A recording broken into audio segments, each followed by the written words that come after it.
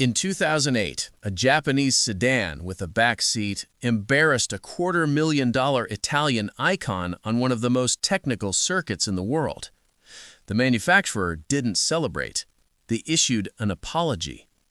3 years later, Ferrari would attempt to ban the car from being compared to theirs in any publication.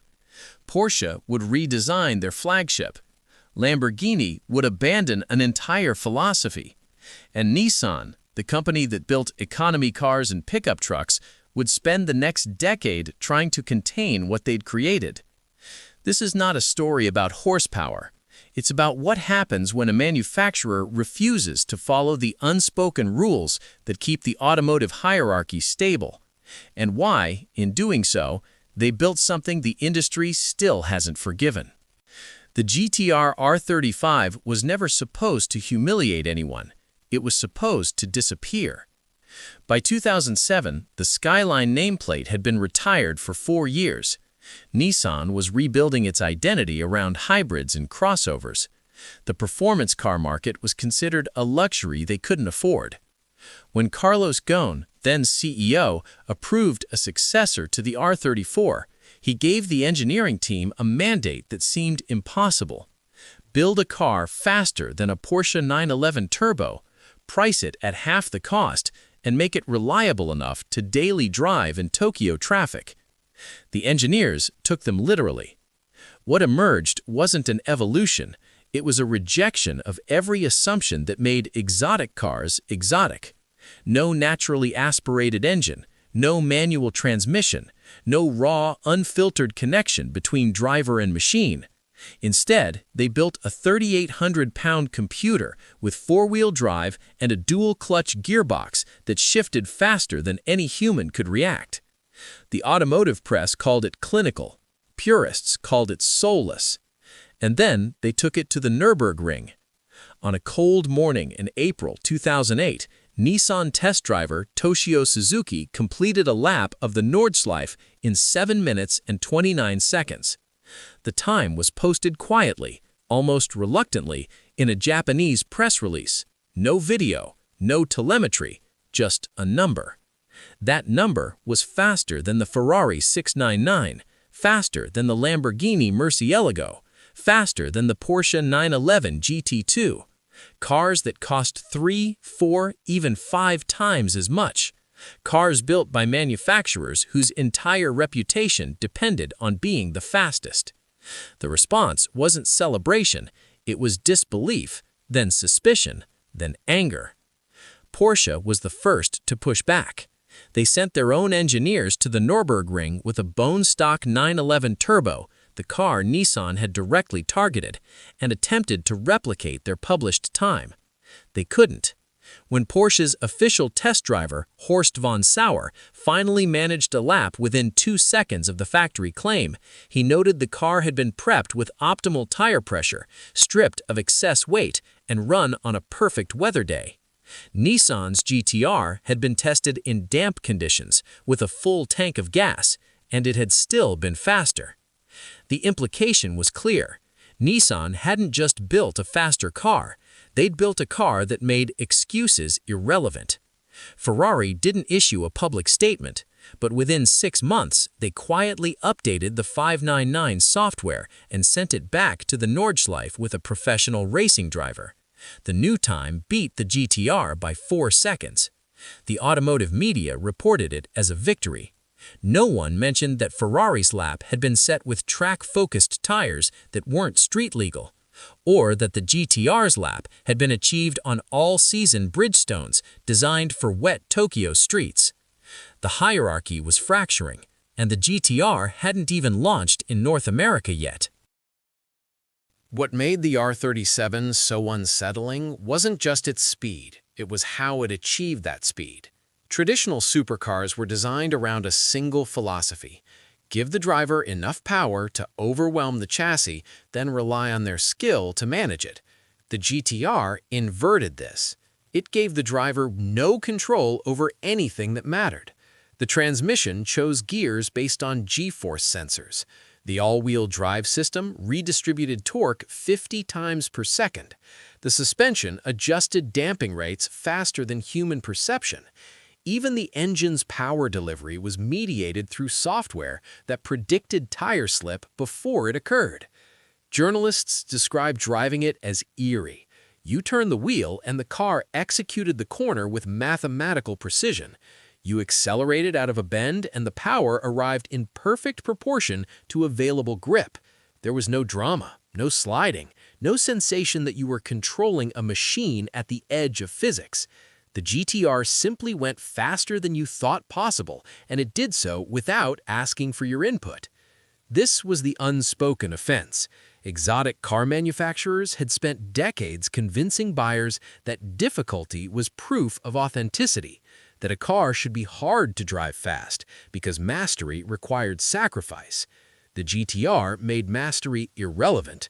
It turned a 729 Nürburgring lap into something a competent driver could achieve on their third attempt. The purists called it cheating. Nissan called it engineering. When the R37 launched in the United States in July 2008, it carried a base price of $69,850. A Ferrari F433, slower around most circuits, started at $186,925. The Lamborghini Gallardo was $191,900. Even Porsche's 911 Turbo, the car Nissan had specifically targeted, began at $123,200. The price gap wasn't just a value proposition, it was an accusing it. For decades, the exotic car market had operated on an implicit agreement. Performance beyond a certain threshold was reserved for those who could afford the cost of entry. Maintenance that required specialist technicians, parts sourced from Italy, depreciation that assumed the car would never see winter or high mileage. The exclusivity wasn't incidental, it was the product. The GT-R shattered this. Its engine was built on the same assembly line as Nissan's pickup trucks. Its dual-clutch transmission shared technology with the Infiniti G37. Routine maintenance could be performed at any Nissan dealer. The car was designed to survive 100,000 miles without major service, and it did all this while posting lap times that embarrassed cars priced like real estate.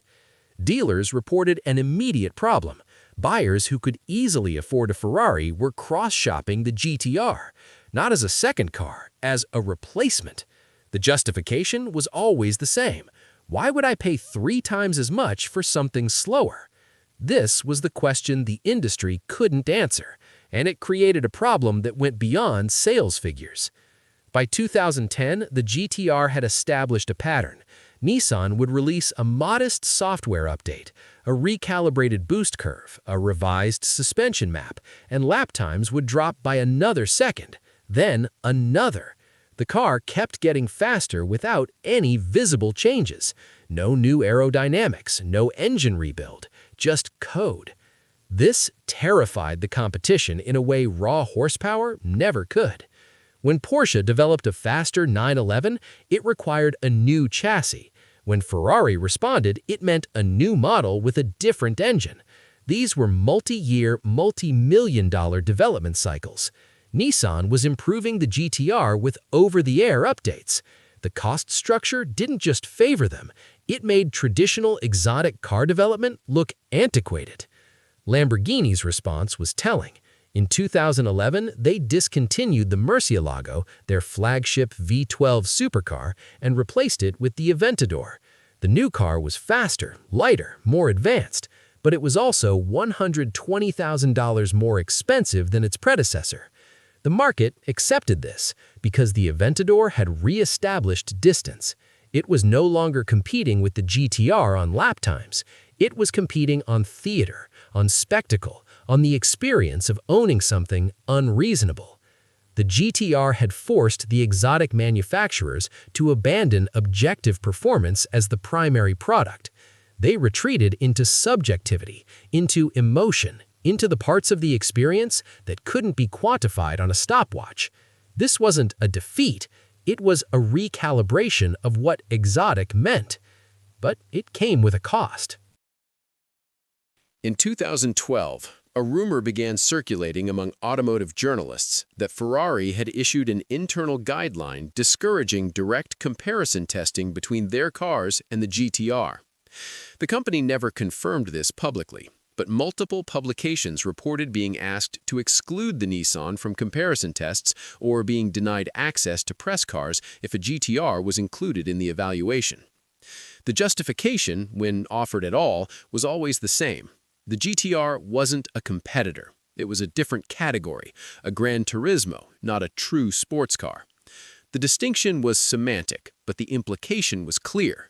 Ferrari had decided that the best way to beat the GT-R was to pretend it didn't exist. Porsche took a different approach. In 2013, they released the 911 Turbo S with a lap time of 7:27 at the Nordschleife, 2 seconds faster than the GT-R's original benchmark. The automotive press celebrated it as a return to supremacy. No one mentioned that the 911 Turbo S cost $182,500, or that Nissan had already released the 2014 GT-R Nismo with a time of 7:08. The Nismo cost $149,990. The goalposts kept moving, and the GT-R kept following them. By 2016, Nissan had a different problem. The GT-R had become too successful at what it was designed to do. Owners reported that the car was almost boring to drive quickly. It eliminated mistakes before they happened. It refused to misbehave. On a back road or a track, it delivered relentless, emotionless speed that left drivers feeling like passengers in their own experience. This was the paradox Nissan hadn't anticipated. They'd built a car that was objectively superior to its competition, and in doing so, they'd removed the human element that made driving at the limit meaningful.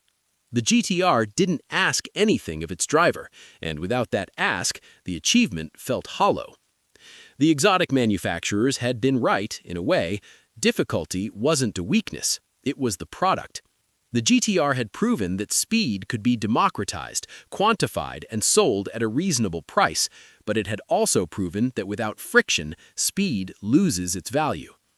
Nissan never addressed this directly, but they stopped marketing the GT-R as a giant killer.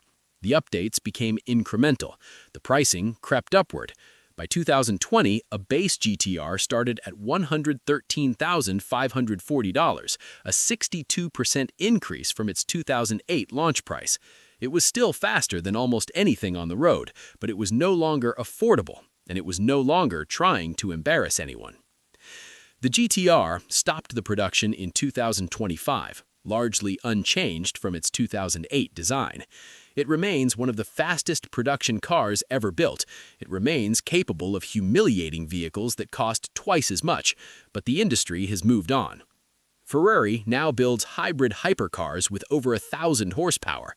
Porsche has pivoted towards electrification. Lamborghini has embraced active aerodynamics and rear-wheel steering.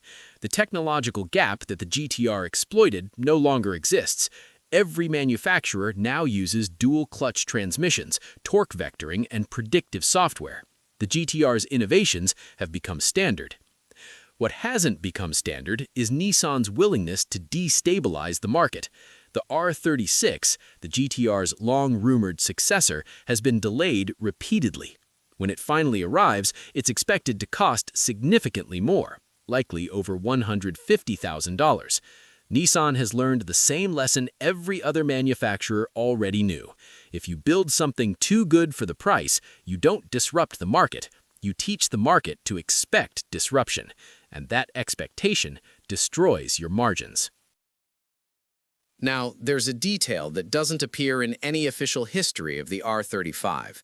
In 2009, 1 year after the GT-R's Nürburgring lap made global headlines, Nissan test driver Toshio Suzuki gave a brief interview to a Japanese automotive magazine. He was asked how it felt to set a time that embarrassed the world's most prestigious manufacturers. His response was translated as, "I was just doing my job, but I remember thinking after the lap that someone at Nissan would probably regret approving this." The GT-R wasn't a mistake. It was a deliberate act of disruption by a company that understood exactly what it was doing. They built a car that couldn't exist within the established rules, and in proving it could be done, they ensured it would never be done again, not even by themselves. The R35 didn't fail. It succeeded so completely that it made its own philosophy obsolete. And now, 17 years later, the automotive world has quietly agreed to forget the lesson it taught, that speed, when stripped of cost and complexity and mystique, is just a number, and numbers don't sell dreams.